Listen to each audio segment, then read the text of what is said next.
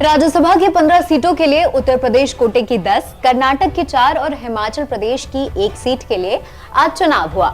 इससे पहले 41 सीटों के लिए सदस्य निर्विरोध चुने जा चुके हैं। उत्तर प्रदेश में 10 सीटों के लिए 11 प्रत्याशी मैदान में हैं, जिसमें भाजपा के 8 और सपा के 3 हैं। वोटिंग के दौरान यूपी में सपा के चीफ और विधायक मनोज कुमार पांडे ने अपनी पार्टी से इस्तीफा दे दिया। नामांकन के आखिरी दिन 21 फरवरी को भाजपा ने उत्तर प्रदेश से 8वां प्रत्याशी के तौर पर संजय सेठ को मैदान में उतारा। इससे सपा का गणित लाजमी था कि बिगड़ जाएगा। 10वीं सीट के लिए क्रॉस वोटिंग की बात सामने आ गई।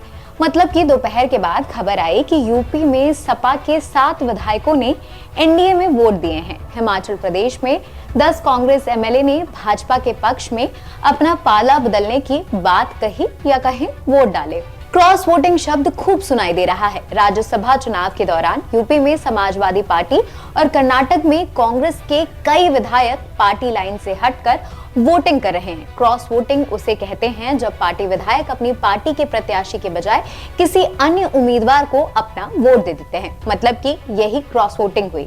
अब आते हैं राज्यसभा चुनाव पर। राज्यसभा चुनाव की प्रक्रिया आम चुनाव से अलग होती है। आम चुनाव के बारे में हर किसी को पता होता है। आम चुनाव के इतर राज्यसभा में जाने वाले सांसदों का चुनाव जनता नहीं करती है। इन सांसदों का चुनाव जनता द्वारा चुने गए सांसद करते हैं। राज्यसभा एक स्थायी सदन होता है।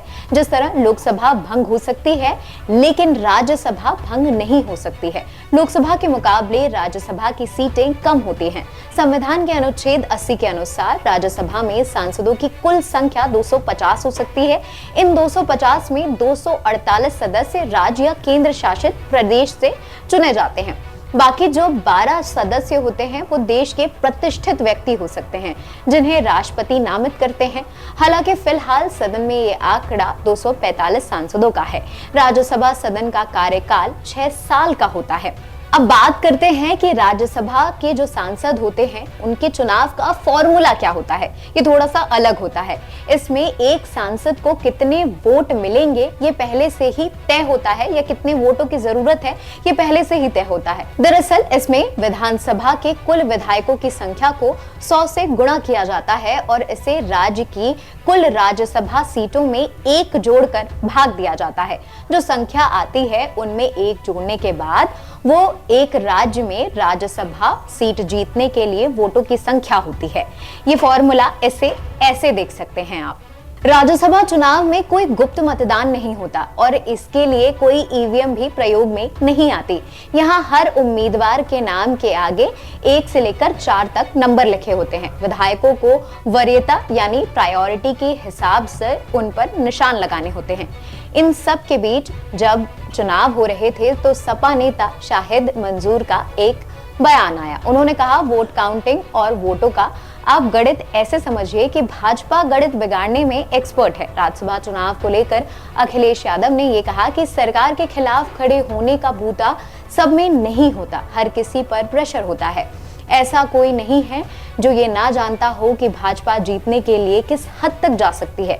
चंडीगढ़ मेयर चुनाव का हवाला देते हुए उन्होंने कहा कि चंडीगढ़ चुनाव में जो हुआ वो हम सब में देखा। जब यूपी की बारी आई तो भी वोट हासिल करने के लिए भाजपा ने सब कुछ किया। जो हमने छोड़कर गए थे शायद उनमें सरकार के खिलाफ खड़े होने की कुवत नहीं है।